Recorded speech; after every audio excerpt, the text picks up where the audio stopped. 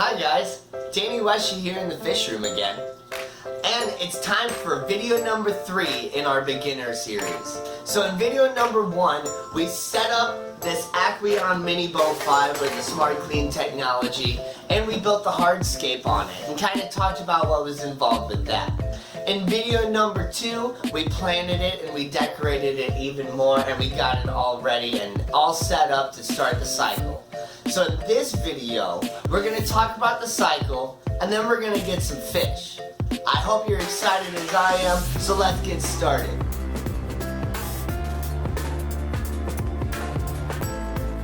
Fish swim around and just do their thing, and they eat and they poop and they do all that. They just produce a whole bunch of waste, which causes ammonia to build up. And then that ammonia is like toxic to the fish. So it's not going to necessarily kill them right away, but imagine yourself being in like a room that's just filling up with smoke, and you're just slowly can't breathe, and then there's just no more oxygen left and you die. Like, it's just a slow, horrible, painful death.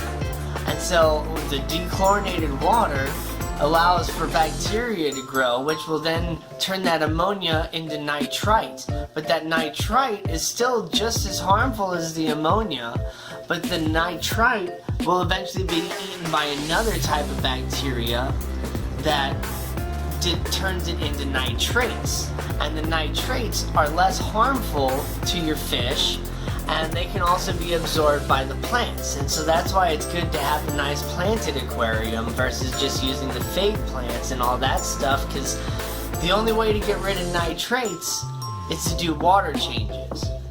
So that's why you have to do water changes, people. 3 types of filtration. There's mechanical filtration, where, the particles are actually being, pulled out by the sponge and by the little filter media on top. There's chemical filtration, which uses carbon or purigen or other things. I don't really feel like chemical filtration is necessary unless there's just something in your water that you really need to get pulled out, but most people don't have that sort of issue. And then there's biological filtration, which is, what turns the ammonia into nitrites, and then into nitrates, and, that's what makes the aquarium safe for all of our fish, is the beneficial bacteria. It's very important to have a good beneficial bacteria set up in your tank. So how do we get, some bacteria into this tank to help, get the cycle going? Well, one thing we can do is use API Quick Start. Once again, not sponsored, wish I was, but you can use this API Quick Start. It says it allows the instant addition of fish. I still don't really do it that way. I don't trust the stuff, but there's some directions on the back. Basically, you can add, 10 milliliters per 10 gallons, or 1 milliliter per 1 gallon to get it started and all that. And then you want to let your tank sit for anywhere for a week to 2 weeks. It kind of depends, but you want to get your water tested. You can either test the water yourself by getting a test kit, or you can just go to your local pet store, Petco, PetSmart, and Pet Supplies Plus all do a free water test for you, and they'll let you know whether your tank is ready or not for fish. So let's go ahead and add some Quick Start into this tank, and then we'll wait until tomorrow, and then we'll do a water test to see what's going on with it. So it's the next day. You may notice the tank is just a little on the cloudy side. That is completely normal for a brand new tank. Do not freak out. That's just your tank doing its thing, going through its cycle, trying to figure out everything it needs to do so that it can get the environment safe and ready for all the animals and life that's going to go into this tank. So let's go ahead and do a water test, and let's show you what's going on here. So we're here looking at the test, and you can see, I got some nitrates in there, but we're not concerned about that. I did add a little bit of fertilizers into the tank just to help get those plants really started, but it's not necessary. what we're here to really talk about is the pH, the ammonia, and the nitrite. So the pH is like right there at like 7. That's good. If your pH isn't at 7, that's okay. Most fish can adapt pretty well. And the fish that you're going to be putting in a 5-gallon tank anyway, most of those are going to be fine right around 7 or maybe a little bit higher anyway. We have the ammonia test here. As you can see, we're kind of in the 1 to 2 to 3 range on the ammonia. That's good in this case. That means that our cycle is started. There is ammonia present in the tank, which is going to get eaten up by the bacteria. Now the bacteria isn't fully present yet, and that's why we don't have any nitrites. Whoops.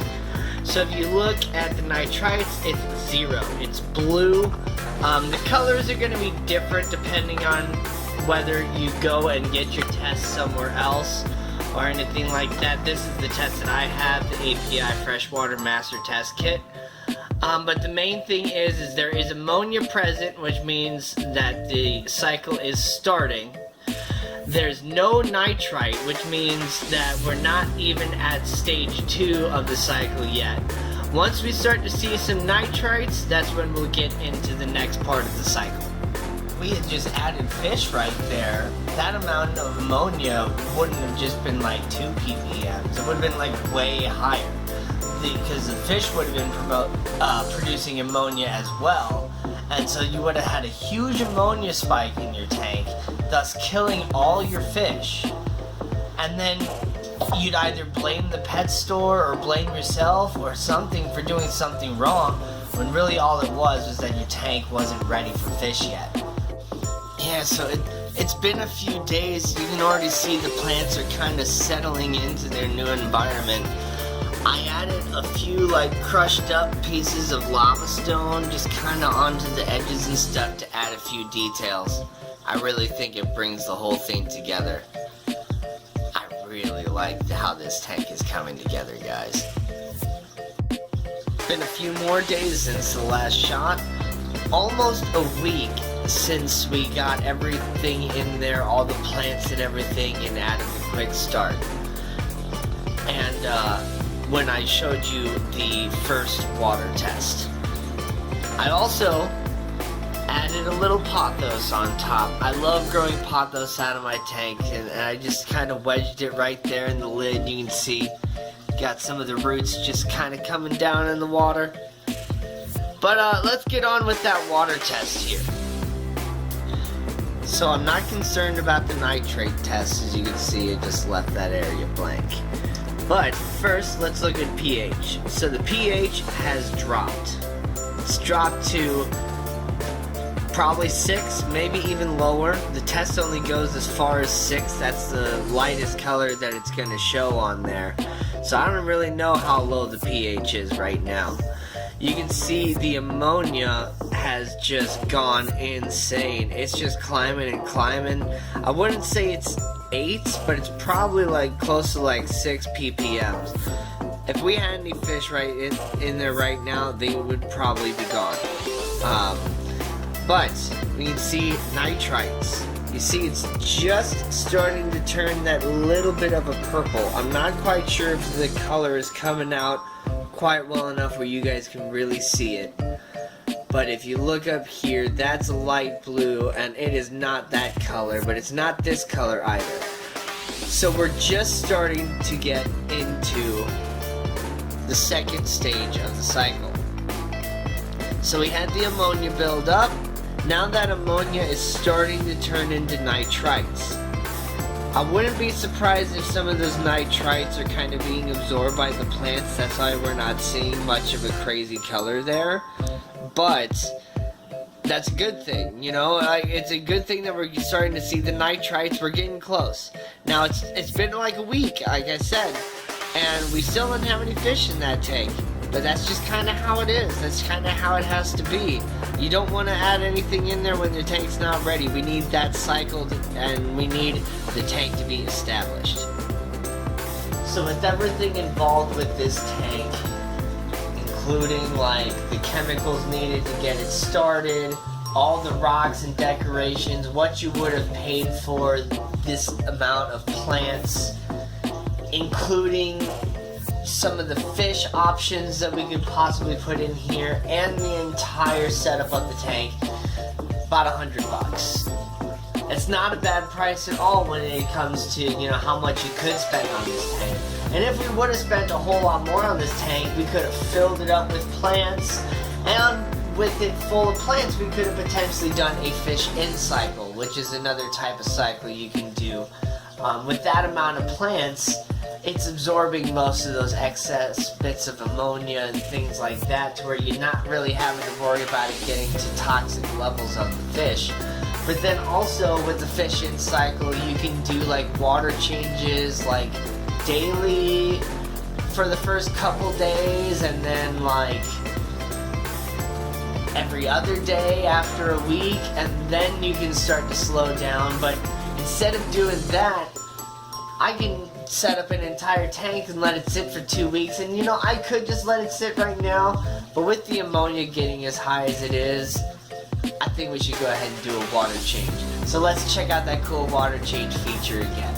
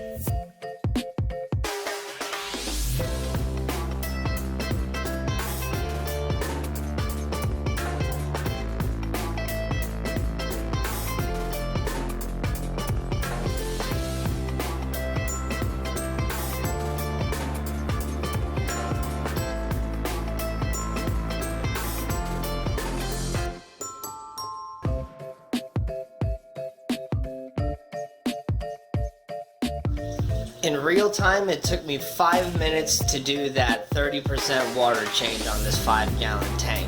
If I had an entire bucket on the side and I had a little bit more room, probably could have cut that in half the time. Now, I'm just going to go ahead and add a little bit more quick start into that tank, just to make sure that the cycle's going well. Just going to dump it right there into the filter. Bam! Alright, let's let it sit again. Guys, we did the water change on Sunday. It's now Thursday. Take a look at how those stem plants are coming out the back now. It's starting to really look good. I'm loving it. And then yeah, the Marble Queen pothos on the top is doing pretty cool too. But let's take a look at what's going on with the water right now. If you look, we got everything going on. We're almost there, guys. It's been like 2 weeks since we started the cycle, and we're not quite there yet. It's probably going to be 3 weeks until this cycle's fully complete. And sometimes it takes 2, sometimes it's 3, sometimes it's all the way up to 4 weeks. And even some tanks, like brackish tanks and saltwater tanks, can take even longer because of the salt content and the different sorts of bacteria that have to grow in there. But if you look, we got pretty decent pH there. Might be a little bit higher than 7. That's okay. Ammonia still present, but kind of starting to go down, it looks like. That's good. That's really good. Nitrite is definitely purple now. You can really see that it's purple. And the nitrate is present probably about 20 to 30 ppms. That's totally okay with the plants in there and everything. So we're looking good. But we still gotta wait. No fish yet. Okay, so it's now Wednesday. That means it's been like 3 weeks since we set up this tank. And let me tell you, it's looking awesome. These plants are like, the rotala is really starting to come through the back, and that's great. It is kind of bending over a little bit, if you see, and I think that's mainly just because there's just those 3 little LEDs in the top of the lid. And, you know, I may upgrade the light on this thing in the future. We'll see. But if you look, you can kind of see a little bit of a yellowish, brownish tint on that and the Java fern here. That's some brown diatom algae. That's a good sign. Let's do a water test and see what's going on. So if you look right here, the ammonia is still there. Still a little bit of ammonia. The pH has dropped again, but it's only dropped to like 6.6, 6.7 maybe. So that's not too bad. Nitrites, or nitrites I mean, have like completely gone away, and the nitrates have actually dropped. So that means those plants are soaking up those nitrates. The cycle is looking to be complete. So yeah, we got brown diatom algae. We got plants that are absorbing nitrates, but we still got a little bit of ammonia in the tank.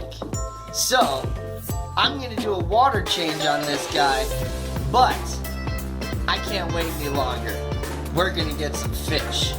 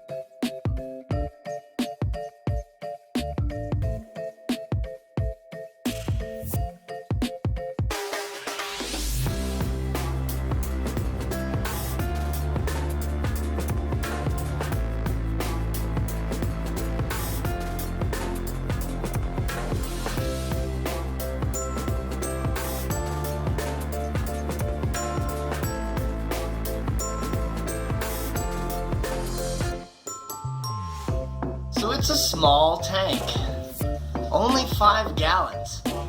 That means I need some small fish, but not just small fish. I need small fish that are gonna stay small. Cause see, these convict cichlids are just babies right now. They're definitely not gonna stay this small.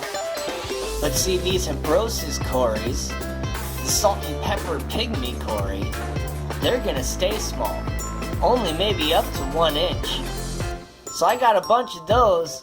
Well, maybe not a bunch, but let's go see what else I can find. Alright, so I just got back from my local, well, not so local fish store. It's about 40 minutes away, but they're the only place that has these. I think you guys can see them pretty good. I got chili rasboras. These guys stay super tiny too. So let's go ahead and get these guys floating in the tank.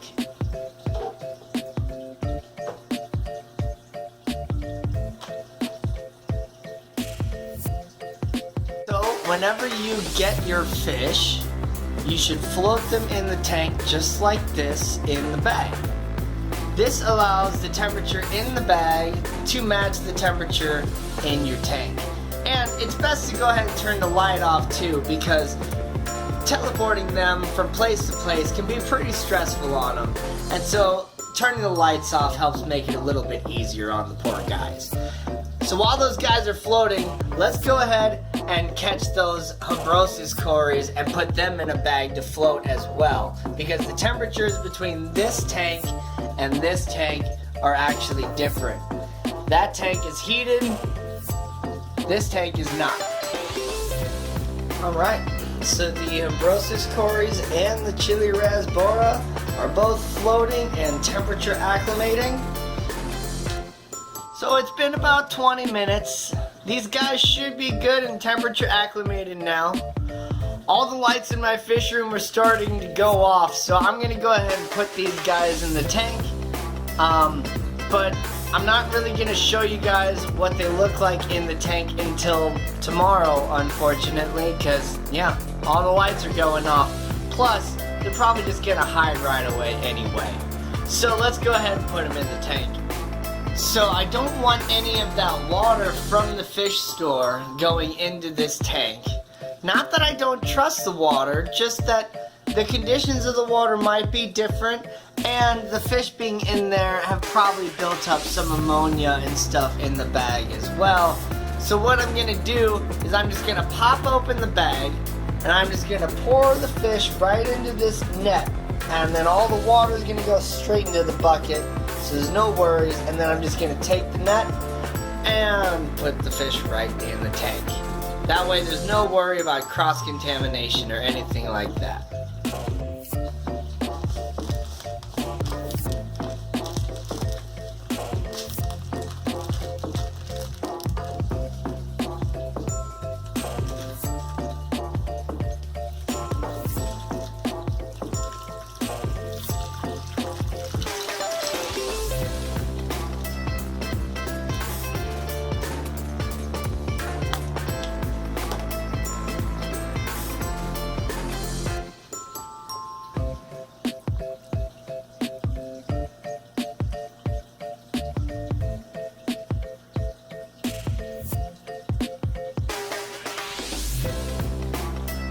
Come on. Get out of the net, guys. Put it in your hole.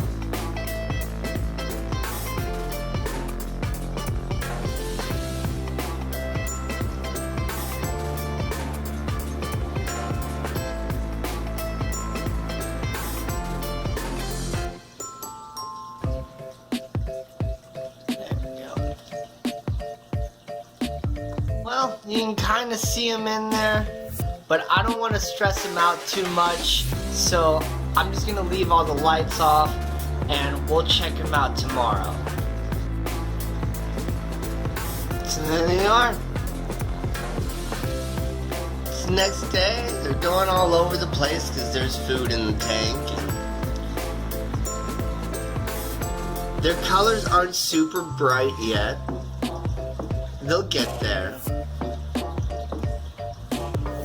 And you can see the pygmy Habrosis cories just, doing their Corydoras thing. Sifting through the sand looking for everything.